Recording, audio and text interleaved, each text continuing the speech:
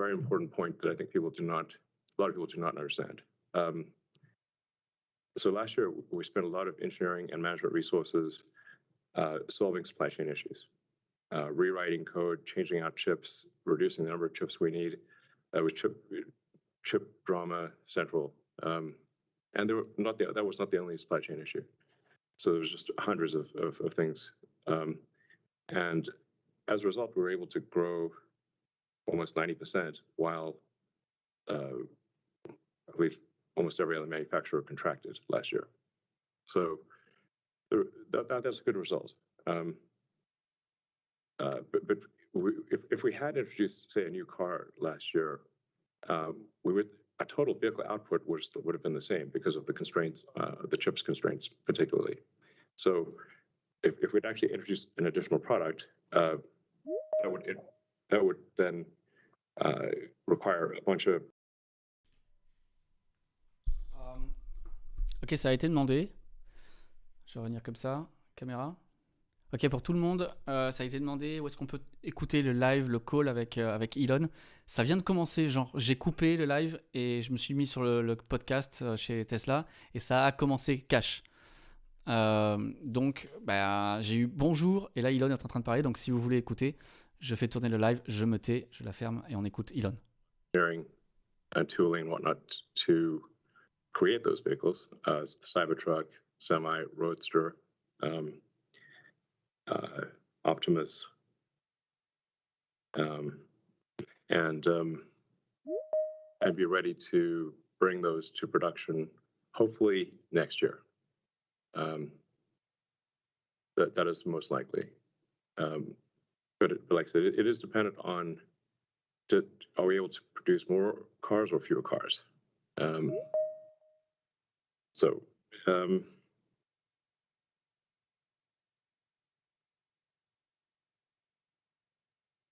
terms of priority of products, I think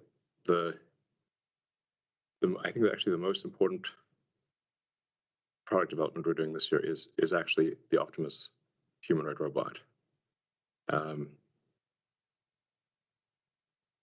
This, I think, has the potential to be more significant than the vehicle business over time. If you think about the economy, it is the foundation of the economy is labor.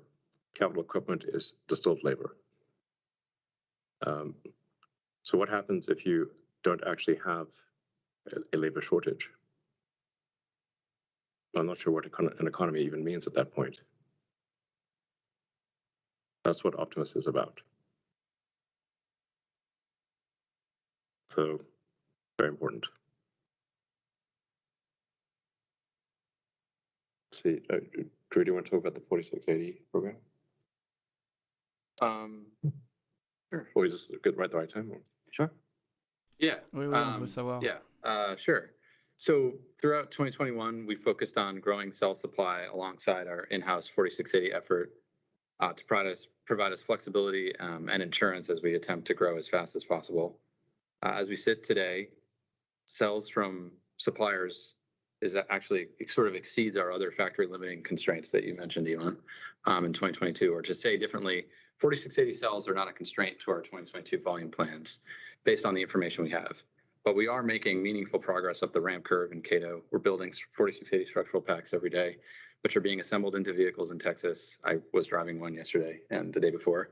And we believe our first 4680 vehicles will be delivered this quarter. Our focus on the cell, the pack, and the vehicles here is driving yield, quality, and cost to ensure we're ready for larger volumes this year as we ramp and next year. And the 4680 and pack tool installations here at Giga Austin are progressing well, with some areas producing first parts, and the internet has also noticed that. Yeah, I was touring the factory, the cell factory here yesterday. I'm super pumped. It's like a really exciting accomplishment for us to bring everything into one awesome factory here in Texas. Absolutely. And just to repeat Drew's point, we still expect to be part or primarily chip limited this year. So that's the thing. That's actually the driver. And that chip limitation should alleviate next year, and then probably we transition into a cell limitation, battery cell. It's total gigawatt hours of cell limitation, which is when the 4680 will become very important. Agreed. Yeah. Thank you very much. And now Zach has some opening remarks as well. The long opening remark. Yeah, thanks, Martin. As Elon mentioned, 2021 was a financially transformative year for the company. If we look across the full year 21 and compare that to 2020, our automotive gross margin, excluding credits, rose by over 600 basis points, enabled by work on cost reduction, utilization of our Shanghai factory for exports, and accelerating demand. OPEX as a percentage of revenue reduced despite the impact of one-time items and unique items, and operating income more than tripled, with operating margin reaching our guidance of mid-teens, and these margins are trending up.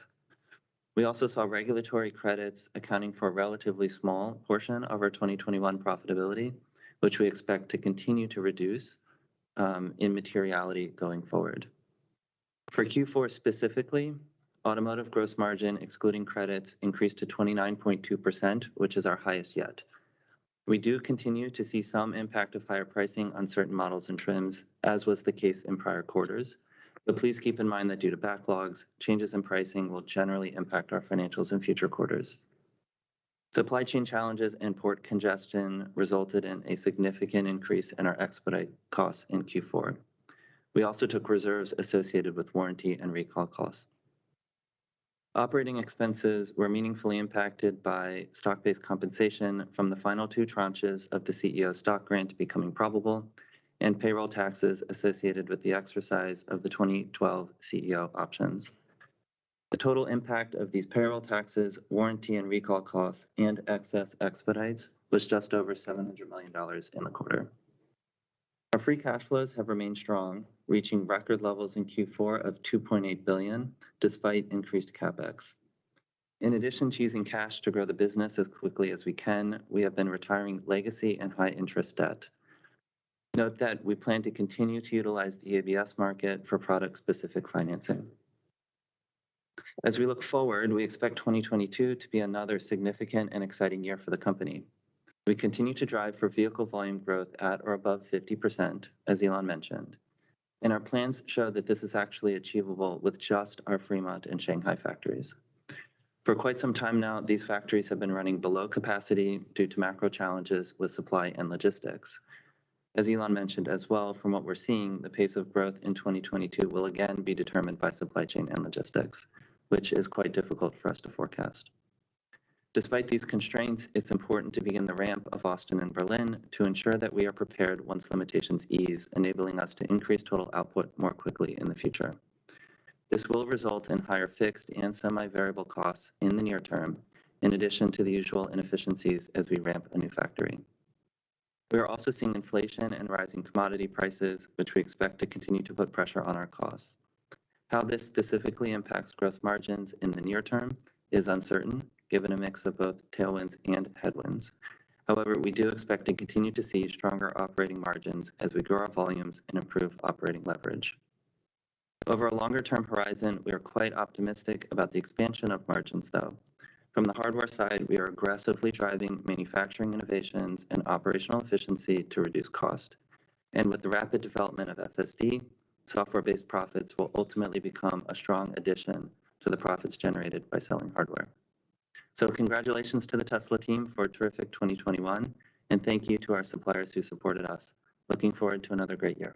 I'd like to just second the thank you to suppliers. A lot of suppliers work very late nights, weekends, vacations around the world, and we're very grateful for that.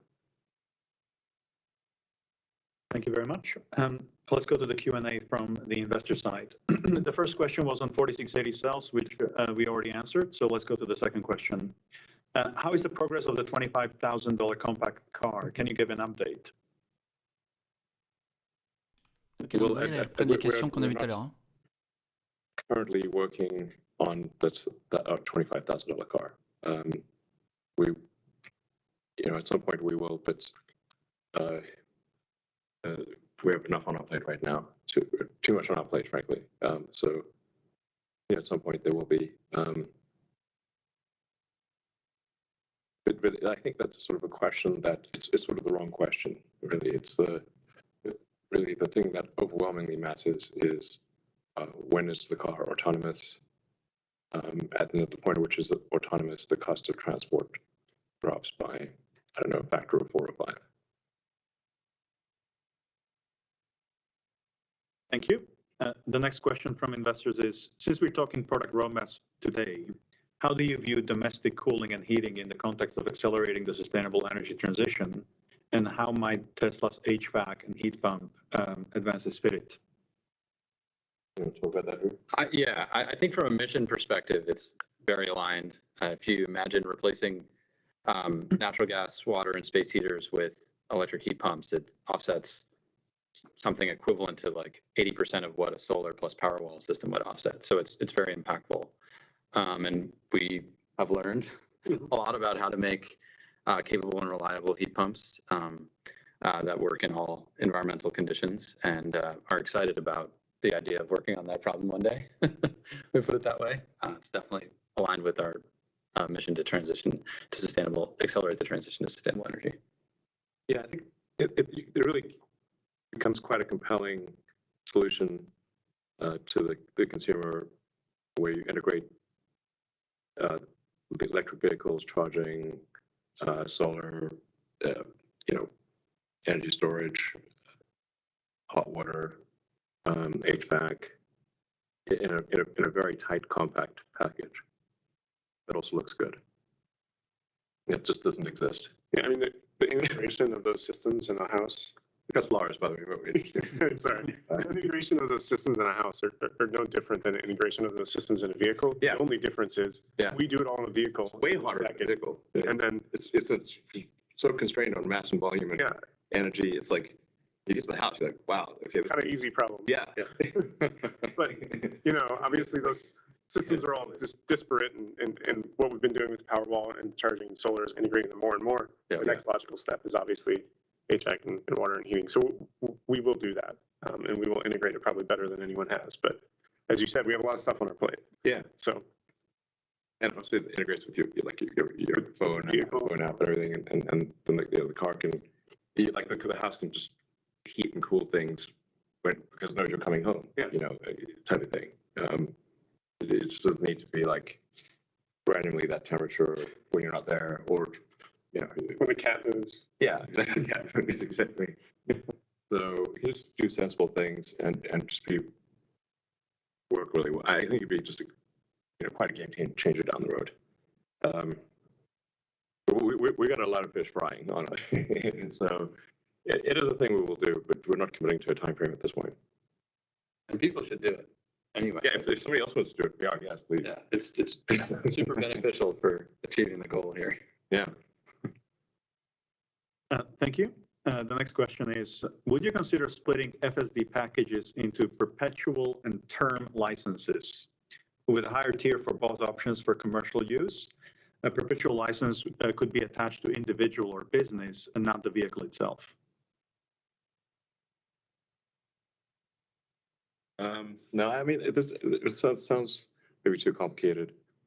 We're just going to be focused on like what solves for the fully considered lowest cost per mile or kilometer of driving, and these are so that's what matters. Like how do we maximize the efficiency of getting people from one place to another, and then charge them in a sensible way, Including the charging infrastructure. That's a big part of it. Yeah, exactly. Charging for money and charging for energy. Yeah. Thank you.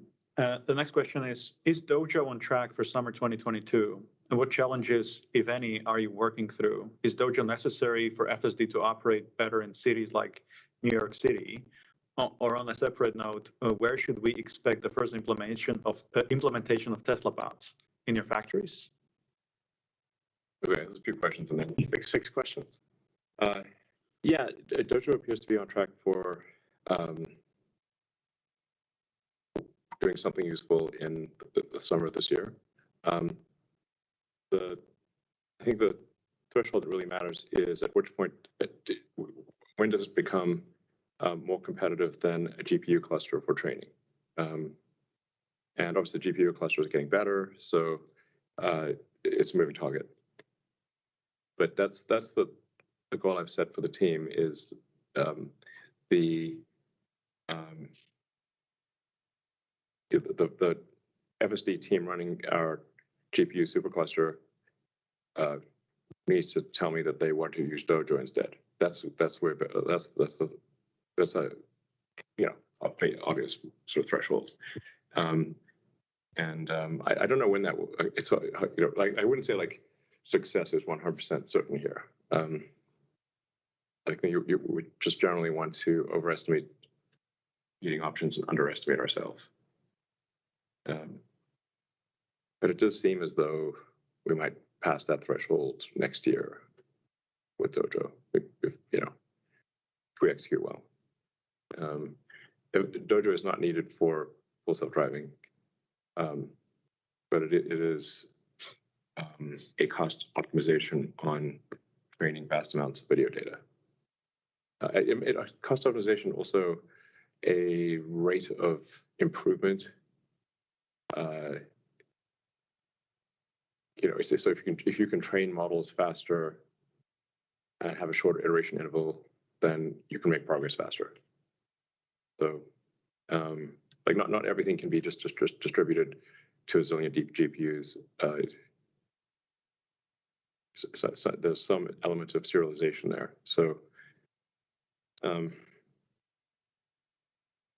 then if Dojo is competitive, then it does seem like the kind of thing where we would offer it to other companies that want to do neural net training. This is very much a neural net training optimized system. But in theory, it should be better than a generalized computing platform or say GPUs, which were not really intended for the pixel shaders, not directly intended for optimizing training of neural networks. They just happen to work better than CPUs in most cases. So you can think of like Dojo as like a giant ASIC, optimized for neural net training, especially video or video-like things. But as like I said, we're not saying for sure Dojo will succeed. We think it will. We would encourage those who think this is an interesting problem to join Tesla.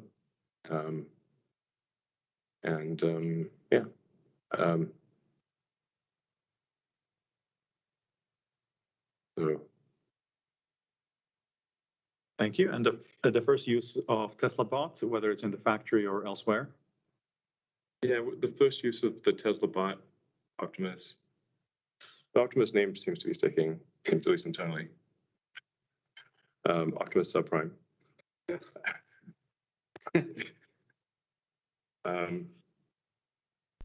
Il croit beaucoup dans le bot, visiblement, et Dojo n'est pas une obligation pour FSD. So the first use of the Tesla Optimus robots would be at Tesla, kind of like moving parts around the factory or something like that.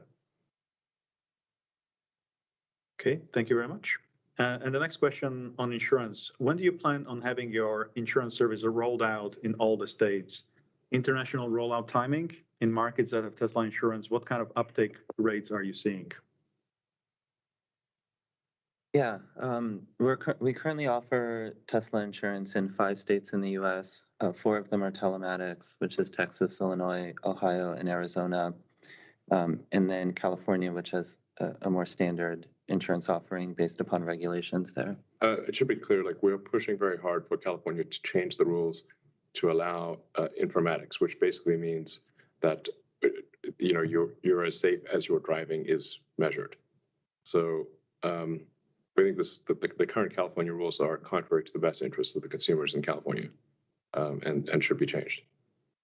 Yeah, and that's evidenced by what we're seeing in Texas. Yeah. Where we've been in this market now for about 3 months. And what we see in the data is the frequency of collision by folks who are given a feedback loop on how they are driving is quite a bit lower than the frequency of collision otherwise. Yeah, And we give people direct feedback on whether driving is safe, and if they drive safer, their insurance costs less, so they drive safer.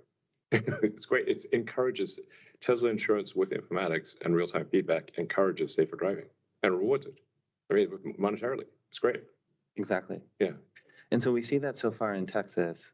Take rates have been quite strong. We measure this on the conversion rate from when folks quote to see what their monthly rate would be at the starting point to what percentage of them purchase. So we're very encouraged by the interest that we're seeing in Texas. And then we've had enough history in Texas to see what does the loss ratios look like and how do the economics of the program work. And, we're on the right track there as well. So we're comfortable with what we've seen in Texas to move as quickly as we can to scale this across the U.S. Specifically on the question about when we will be in all states, this is a slow process because of insurance being regulated at the state level. And so we have to go through each of those processes with each of the departments of insurance at each state. But our internal goal here by the end of the year is to be in enough locations that 80% of our customers within the U.S.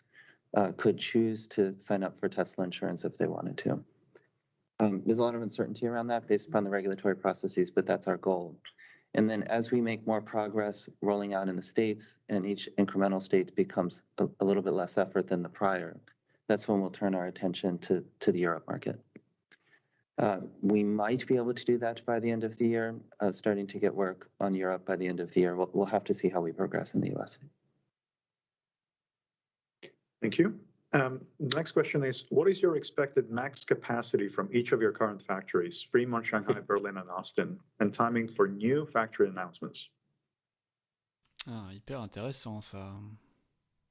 I don't think we want to comment on that. That's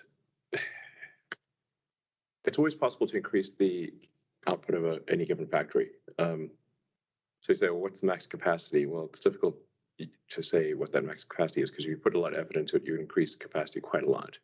I think looking at the big picture, you don't necessarily always want to increase capacity at one factory because your logistics costs of transporting cars needs to be considered, especially as the cars become more affordable. You want to have factories that are not like thousands of miles away from the customers. So even if you could increase output, it may not actually be the smart thing to do. So in the U.S., with for example, with Giga Texas coming up, we would want to deliver, say, Model Ys that are going to the eastern 2/3 of the United States from this factory. The logistics costs are going to be much less.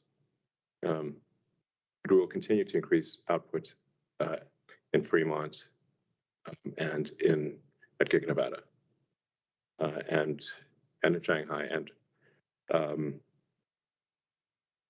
as I said at the beginning of the call, this 2022 is the year we will be looking at factory locations to see what makes the most sense, possibly with some announcement by the end of this year.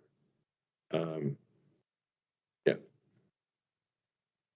Thank you. And the next question ça, is, c'est hyper what are important, the hein. biggest Il a dit d'ici cette année, ils vont décider d'où ils vont faire les prochaines gigafactories. Donc à la fin d'année, d'ici la fin d'année, on devrait avoir des news.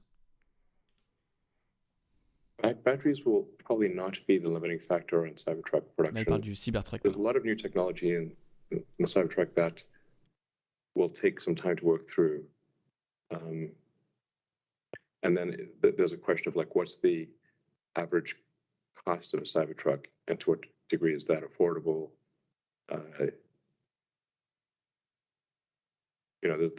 You can make something infinitely desirable, but if it's not affordable, that will constrain people's ability to buy it because they simply don't have the money. I'd worry more about like how do we make the Cybertruck affordable, despite having all this awesome technology. That's the thing that will really set the rate. Aspirationally, we'd like it to, in terms of just a rough order of magnitude, we'd like Cybertruck to be at least on the order of 250,000 vehicles a year. But it'll take us a moment to get to that level. Thank you. The next question is, how much of Tesla's margin improvement is from number one, Millions de economies of cybertrucks scale, par an, number hein. C'est two, pas pour demain, mais c'est l'objectif, production hein. production line design efficiencies, number three, reduced transportation costs from multiple plant locations, and number four, pricing versus cost inflation, or number five, other sources, and how much further could margins improve and why? Yeah, there's basically four major factors if we look over the last year to the margin improvement in the company. And they're in no particular order here, but these are the big ones. So our mix of Model Y is increasing, as we've ramped that to higher capacity in Fremont and also in Shanghai. And the reason that matters is the Model Y is a vehicle that carries a higher profit than the Model 3. And so that is helpful on our margins. And then as we increase the volume on that program, with labor efficiencies, fixed cost amortization, they improve and the costs go down as well. The second one here is localization in Shanghai has been a huge help for margins for the company. And the obvious things around logistics and duties is a big part of it, but we've also, that factory had a different line design, more efficient from the start, and we've been pushing the boundaries on the volume there. So that has been helpful. If you recall at the beginning of the year, we also were in a transition to the new version of the Model S and Model X. And so as that has ramped over the course of the year, that has been helpful. And then we've also done various price increases in certain markets on certain models, which has helped there. So that's generally the story at a high level. As we look over the next quarter or two, as I mentioned in my opening remarks in the last call as well, we have rampant efficiencies from the launch of Austin and Berlin. We also have pressures coming from inflation, supply chain, raw materials, et cetera. And so, where that nets out is hard to say in the immediate term. And we obviously as a company are going to be driving to increase margins as much as we can. But I just want to be realistic that we're launching two factories simultaneously here, and it unavoidably will add cost to the business as we do that. And as we look further out, and Elon mentioned this in his opening remarks as well, the software portion of the business, I think, is the one to really pay attention to. As full self-driving features get rolled out to more and more folks. I mean, for me personally, I prefer to drive my car with the FSD beta on. I think as more and more people experience that, take rates there, and then as we work towards the robotaxi space, there's actually quite a bit of upside on margins from a software perspective. Le robot taxi, Yeah, I think ça arrive. Basically, everything pales in comparison to the value of a robotaxi or full self-driving. Everything, that just tends to overwhelm everything. You just go from having an asset that has a utility of perhaps 12 hours a week for a passenger car to maybe around 50 or 60 hours a week. So a 5x increase in the utility of the asset. The cost didn't change. So that's where just things just it's kind of blows your mind.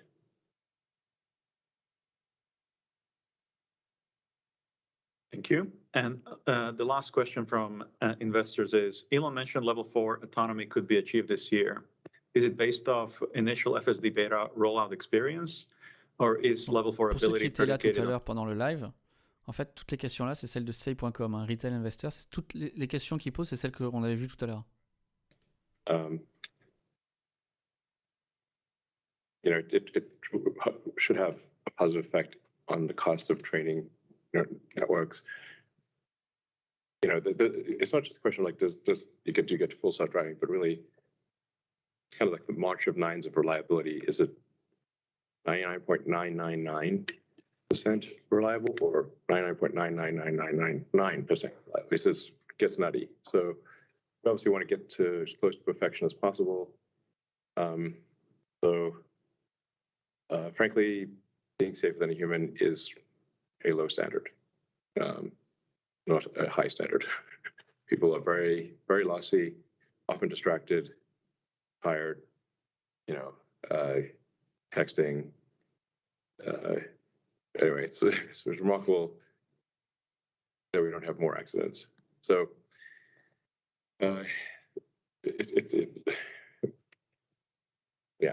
so actually being better than human, I think is relatively straightforward, frankly.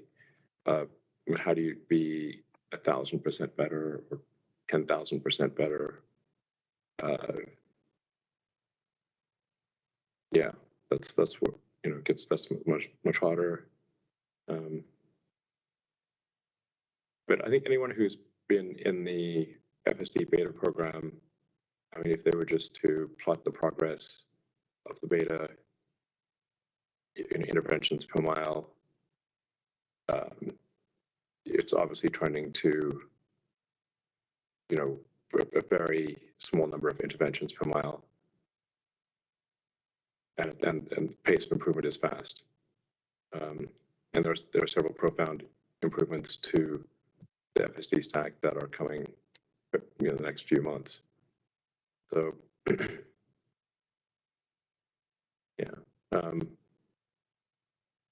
I would be shocked if we do not achieve full self-driving safer than a human this year. I would be shocked.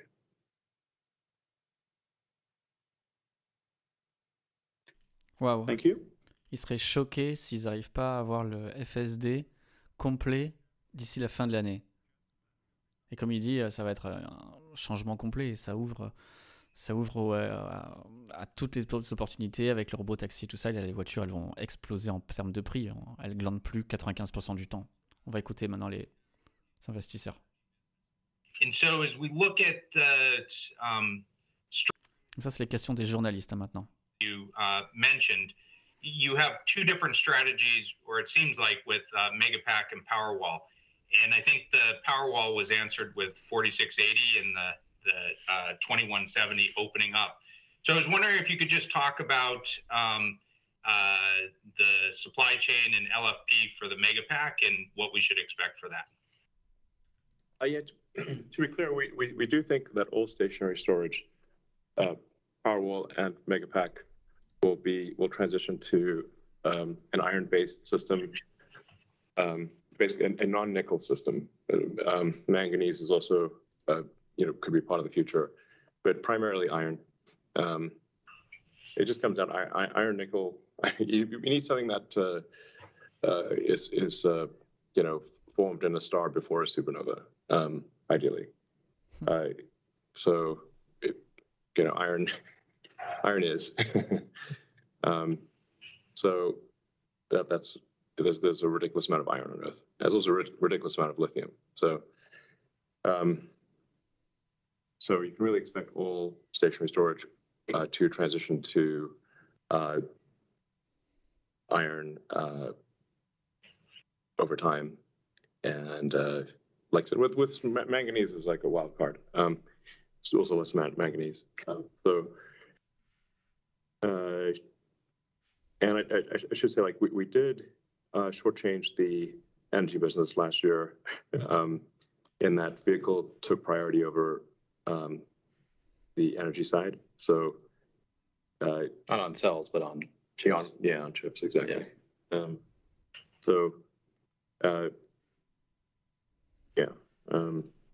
We do see a very, long-term, probably terawatt-hour per year energy business. Yes. So a lot. It's very vast. Yeah. That's helpful. Thank you. So Terawatt-heure, hein, vous avez bien entendu, hein, terawatt-heure. Aujourd'hui, on est aux alentours des 250-300 gigawatts-heure par an. Eux, ils volent tout seuls, terawatt-heure, hein, très bientôt. We still have lingering supply chain. There are still lingering supply chain issues globally.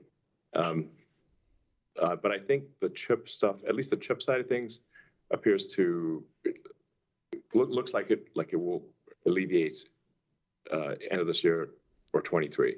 I mean, there are a crazy number of chip fabs being built, which is great. The sheer number of chip fabs being built right now is exciting to see. Yeah.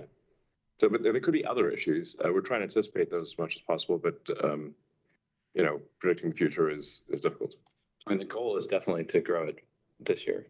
Yeah. It'll grow this year, yeah, for sure. It just, you know, if we're simply if we're able to respond to demand, it might grow by like 200 or 300% or something, you know, as opposed to sort of 50% or something. Yeah. Yeah. I mean, I think it's exactly that. I mean, it's a question of does it double, triple, quadruple? I mean, either way, I think, you know, our plans are pretty ambitious for Megapack this year and storage in general. Yeah. The exact amount of growth is hard to know. But ultimately, I mean, to Elon's point about the growth of this business, I mean, we need to be growing it faster than the vehicle business. It will Yeah. actually grow faster than the vehicle business once we can alleviate the damn chip constraint, frankly. So it will grow like kelp on steroids, basically, down the road. It needs to. You know, our primary mission is to accelerate sustainable energy. That's always been our primary mission, and we're trying to stay true to that. Thank you. The next question comes from Ben K. Vous voyez que l'énergie, le business de l'énergie va exploser, hein. I was wondering on the R&D front, because like you said, you have so many fish frying. How do you organize the R&D, efforts, so that you can, start talking about all these new products? Is there like an incubator or some type of thing like that? But just structurally, it's curious. I'm curious about that. Thank you. We don't have incubators.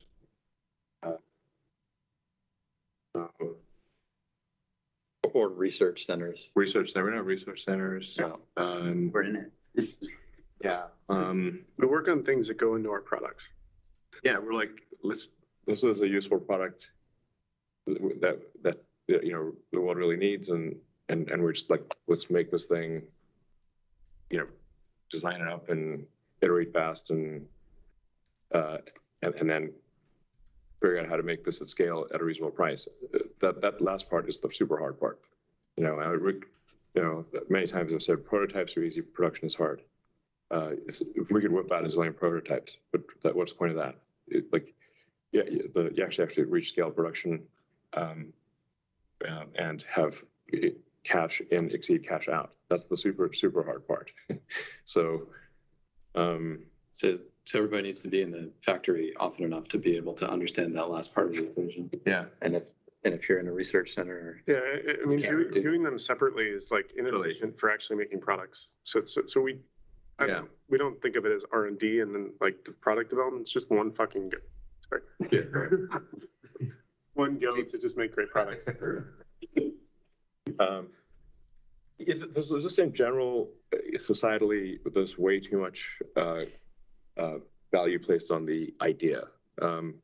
It's like, like the idea, everyone who, like, can have the idea of going to the moon. That's not the hard part. Okay, going to the moon is the hard part, by far. And the thing is that is true for really most products.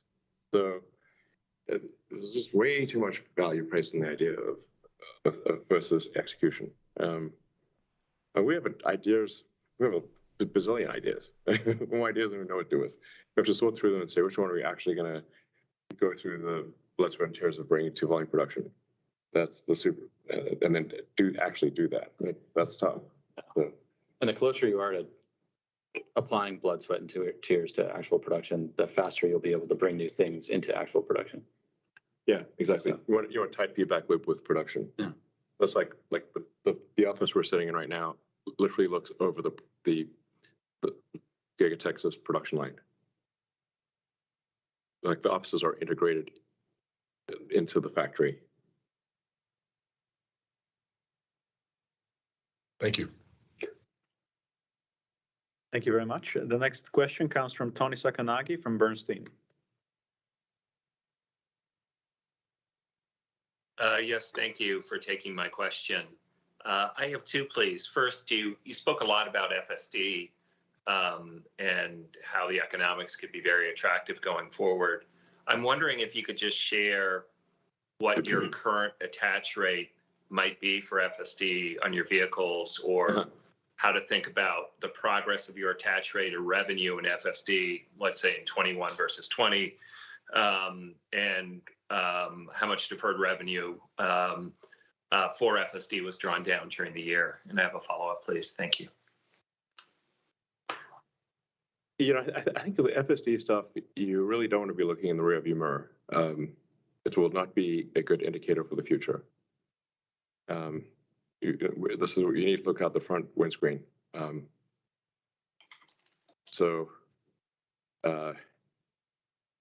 Because it is such a profound step change. I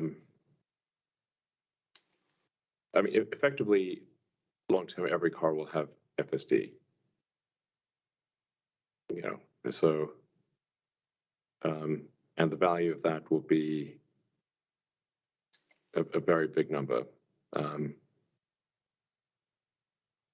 You know, it's like, you just look at this as asset utilization, and you have a passenger car, which normally is driven maybe 1.5 hours a day on average, maybe 10 hours, 12 hours a week.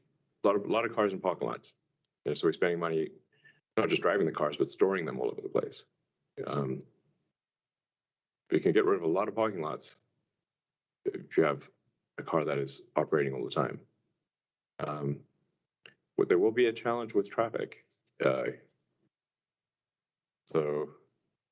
you know, got like this little tiny baby company, the Boring Company, which I initially started as a joke, and now, but now it's, I think it actually could be quite essential to alleviating the insane traffic that will happen when cars are autonomous, because you reduce the pain of travel and you reduce the cost of travel so dramatically that there will be a crazy number of cars on the road.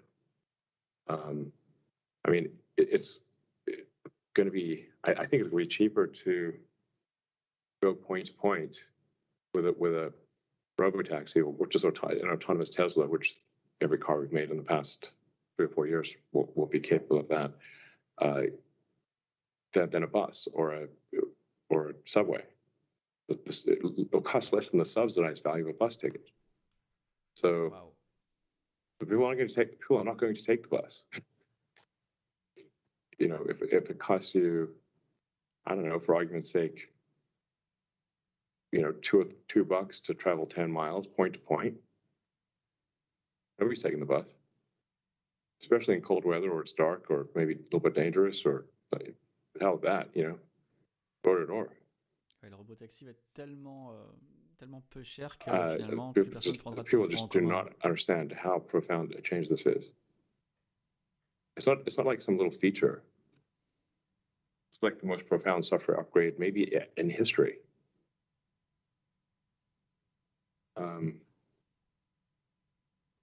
Millions of cars suddenly have, what, 4 or 5 times the utility than they used to have overnight. I don't actually know how to quantify that financially, except that it's some big number.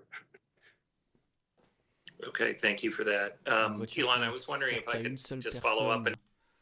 Et le reste du temps, elle me sert qu'à moi, et le reste du temps, elle est au garage, elle sert à rien. Et du jour au lendemain, je fais la mise à jour, 20 minutes plus tard, elle peut servir 98% du temps et me rapporter des sous à faire du robotaxi. C'est vrai que la valeur de la voiture, elle explose. Il a raison, c'est même pas quantifiable aujourd'hui.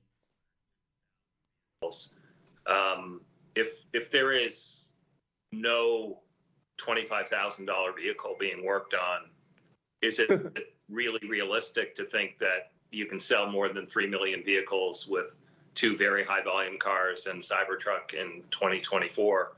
Or how do we think about that, or what else is missing in that equation? Oh, la super question. Super question. Yeah, I mean, it is apparent from the questions that the gravity of full self-driving is not fully appreciated. If an asset has 5 times more utilization than it's like dividing the cost of that asset by 5. So if you have a $50,000 car, it's like having a $10,000 car all of a sudden. But maybe better than that, because still you don't need anyone to drive. So the person can be engaged in productivity or amusement instead of having to, onerously drive through traffic.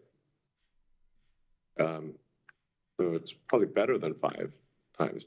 I don't know.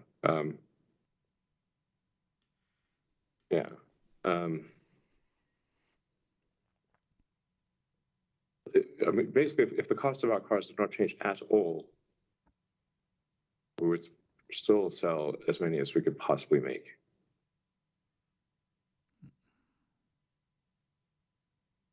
Thank you.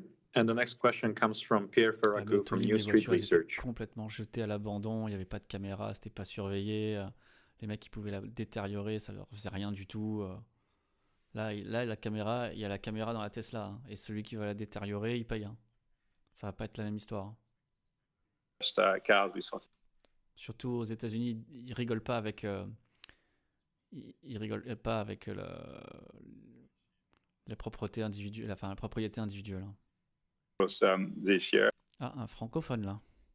The question I had is, I understand well the ramp at 4680 internally, but I'd be curious to hear you talk about how you think about 4680 as being a form factor that your suppliers could adopt as well, and how you see in the long run, in the greater scheme of things, what does 4680 become? Is it going to be outside of Tesla the largest form factor for batteries? Is it something that you guys are going to deploy in all cars, whatever the chemistry, also in the Megapack, in all your energy storage business? And do you expect eventually a lot of other companies to use that form factor as well? Je ne me rappelle plus de son nom, lui, mais c'est un Français expatrié aux États-Unis. Il est vachement sympa, il est vachement bien. Our partners, our suppliers on the form factor, and they're all working on it. And they look at it the way we look at it, as a way to drive fundamental cost efficiencies in production, and also ultimately the design of the cell itself to drive the cost down of the cell. And so that's what's engaged. I mean, we're engaged because we think it's a good form factor. They're engaged because they think it's a good form factor, and we want people to make it for sure. To the question about should everything be 4680, it doesn't have to be. In the end, it's about cost competitiveness, scalability of manufacturing. And when you compare like a iron cell with a nickel cell, for example, like there are some just physics-based differences in what happens in certain corner cases that would drive different form factors, and we just have to be cognizant of that and design to that. So it isn't like the ultimate form factor for all things. There's other form factors that could be better for an iron cell, for example. So yeah, we don't use 4680 at all for the iron set-based cells. No. Okay, thanks. And I have a quick follow-up on chips. So you've talked a lot. Ok, ils n'utiliseront pas les 4680 pour les cellules LFP, hein. Iron Cell, il a dit. Pas de 4680 pour les Iron Cell. Hyper intéressant ça, parce que là c'est en sachet, je crois, hein, qu'elles ont les chinoises là. Hein. Donc elles seront bien que pour... il a parlé de stockage tout à l'heure, donc pour le stockage ça sera pas ça non plus. Et donc elles vont être gardées pour tout ce qui est modèle performance ou Cybertruck ou camion. Ils vont vraiment rester sur plusieurs formes différentes. Hein. Le pack structurel sera acquis, mais comme on a vu là à Berlin, pack structurel, mais avec X ou Y forme de cellule. Très intéressant. Of many chips. So silicon carbide inverters were certainly one of them, but Honestly, there's a lot of annoying, very boring Salut, parts. Lolo. Yeah, it's a ton of very simple control chips that run of the mill, literally, you know. You know, Basic chips to control. voltage references, oscillators, just like Yeah. very boring things. Yeah, exactly. Like the little chip that allows you to move your seat back and forth. It actually was a big problem. Yeah. Couldn't make seats. So I like, but a lot of these things are alleviating. I think there's some degree of the toilet paper problem as well, where you know, there was a toilet paper shortage during COVID, and like obviously it wasn't really suddenly a tremendous enhanced need for ass wiping. It's just people panicked and ordered and got every paper product you could possibly wipe your ass with, basically. And I wasn't sure, is this like a real thing or not? I actually took my kids to the HEB and Walmart in Texas to just confirm that this is real. Indeed, it was. And there was plenty of food and everything else, but just nothing, no paper products that didn't cause a splinter. So an odd choice for people to panic about. Mhm. You know, if this end of the world's coming, I think toilet paper is the least of your problems. Yeah. So I think we saw just a lot of companies overorder chips and they buffer the chips. And so we should see, and we are seeing alleviation in almost every area, but the output of the vehicle goes with the least lucky, you know, whatever the most problematic item in the entire car is. And there's like at least 10,000 unique parts in the car. So, you know, way more than that if you go further up the supply chain. And so it's just which one is going to be the least lucky one this time? It's hard to say. Yeah. I mean, on a go-forward basis, right, the idea is to continue to drive simplification. So there are fewer unique parts, fewer of them. On the power side in particular, you know, it's still like an area of like technological development where, you know, the next chip can do the same thing with less die area. So like the total fab required to accomplish the function goes down. So there's still room to grow without needing more fab capacity. But in general, there's a lot more fab capacity coming. So that's like a win-win there. Yeah. Yeah, exactly. It's not a long-term thing because there's going to be there's a crazy amount of chip fabs being built, which is great. Well, thank you very much. Unfortunately, that is all the time we have for this session. Thanks very much for all your good questions, and we'll speak to you again in 3 months' time. Have a good day. Bye-bye. Thanks.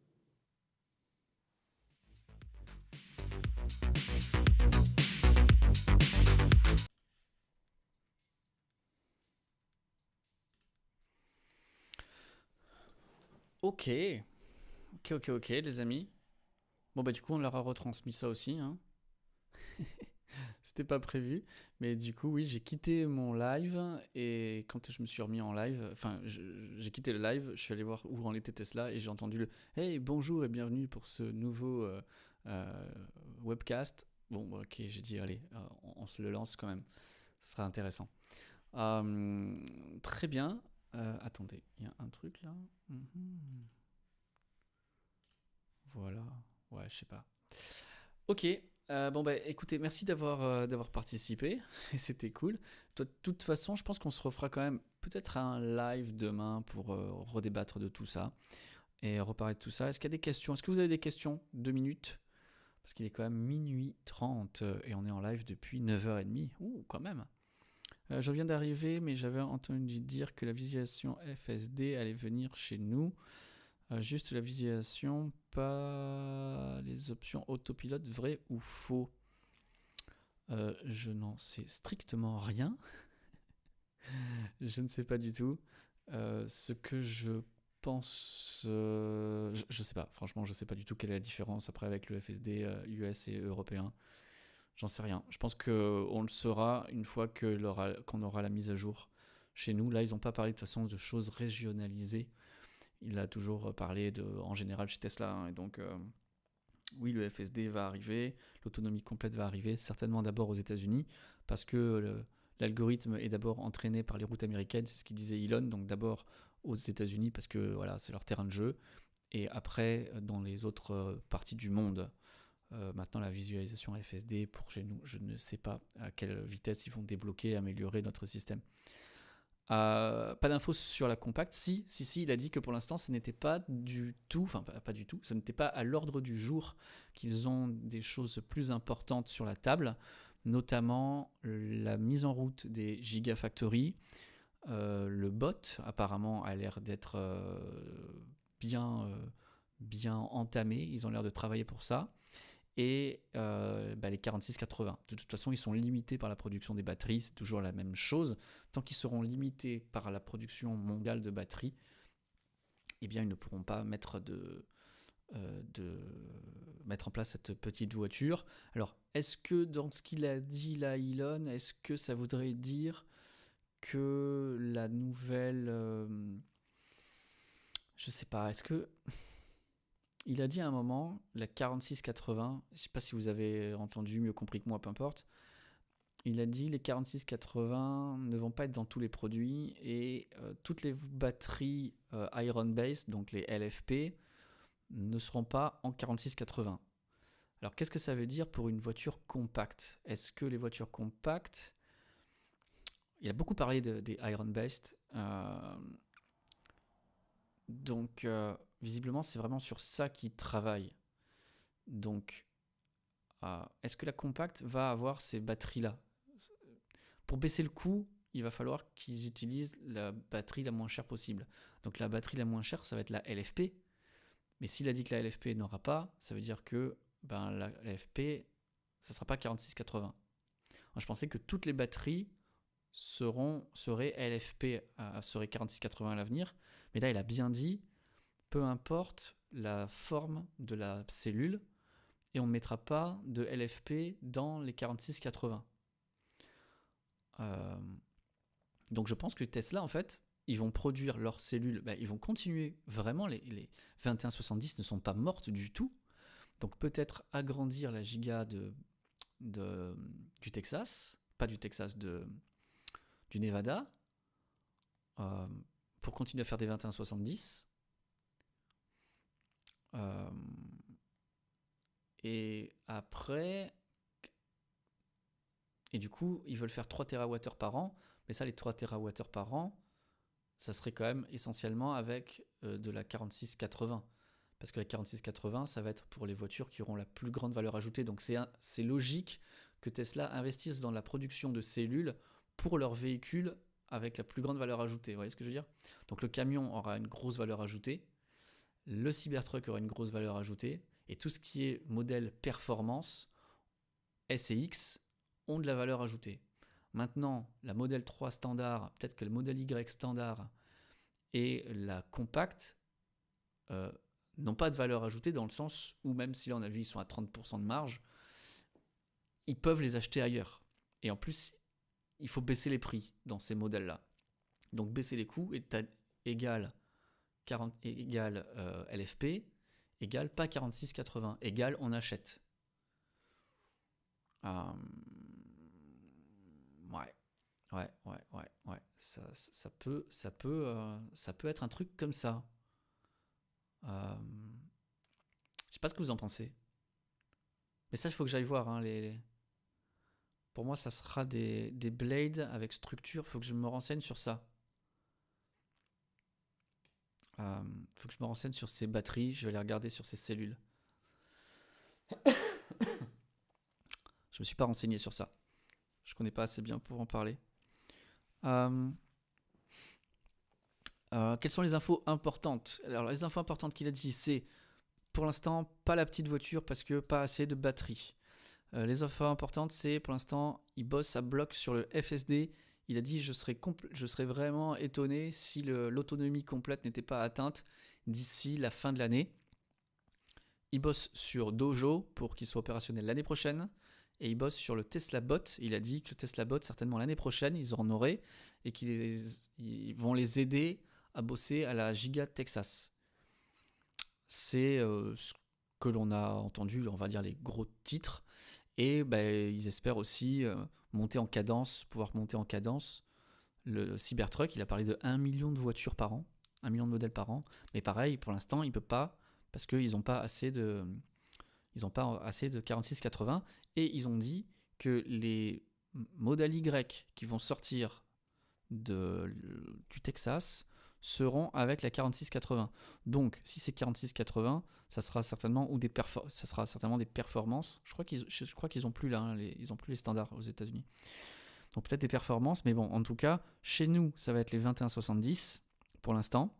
Par contre, chez eux, ça va être les 4680 et les 4680 qui sont produites à l'usine à côté de Fremont. Donc, ça pourrait être intéressant.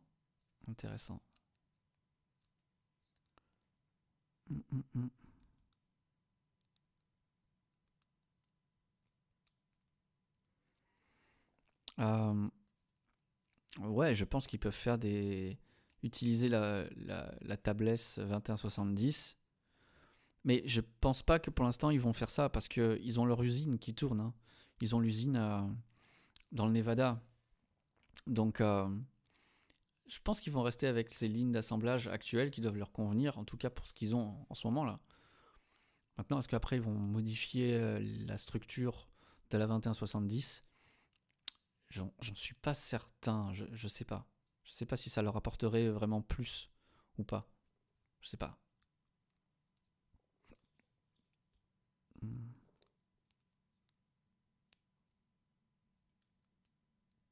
En tout cas, c'est hyper intéressant parce que il y a énormément de nouveaux produits, de recherche et développement sur ces cellules et sur les cellules en général. Donc, d'ici à 2030, d'ici même à 3 ans, il y aura certainement des choses qui sont juste en phase de test et qui seront arrivées sur le marché. Et ce qui est assez cool, c'est que de voir qu'en fait, Tesla, ils disent, OK, nous, on sera capable, avec nos packs structurels, de mettre n'importe quoi comme cellule, en fait. Du moment où elles nous conviennent, on va pouvoir mettre de la 2170, de la 4680, de la poche. Donc ça, c'est un bon point. De toute façon, ils ont toujours été très capables de changer. Ils sont pas bornés sur une façon de faire. Donc ils sont... je pense qu'il va y avoir finalement une façon de faire par pack. Ils ont dû trouver un système de faire des packs structurels assez faciles selon la taille de la cellule. Donc ouais. Non, c'était assez intéressant finalement. Assez intéressant, et je me renseignerai sur ces fameuses cellules, la BYD dont vous me parlez. Et je n'irai pas voir la vidéo dont vous m'avez parlé parce que je ne vais pas voir. mais je vais me rencarder pour savoir de quoi ça parle.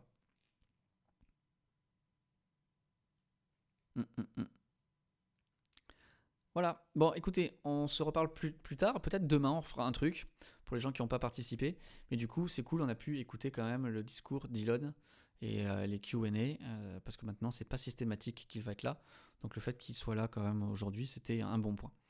Ok, allez, bonne soirée tout le monde, on se requitte avec la petite musique, décidément, c'est un peu souvent, et on reparlera de ces batteries de toute façon, vous en faites pas. Ils veulent se lancer dans la course aux 1000 km d'autonomie. Ça, on en saura plus quand il y aura justement les nouvelles cellules qui rentreront en lice. Mais effectivement, ils ont énormément de pain sur la planche. Et oui, la petite voiture arrivera, mais pour l'instant, on comprend bien que c'est la course à l'autonomie qui les intéresse le plus. Et ils ont déjà énormément de boulot et ils n'arrivent déjà pas à produire assez de voitures. Donc, comme il a dit, aujourd'hui, lancer la compacte, ça serait produire moins de véhicules à l'arrivée parce que ça complexifierait la chaîne d'approvisionnement. Ils seraient obligés de déporter tout leur travail et leur capacité de bosser sur un autre programme. Et du coup, ça serait néfaste. Donc, pour l'instant, ils ont des rails, ils vont dessus et quand ils seront bien tranquilles, ils passeront à autre chose.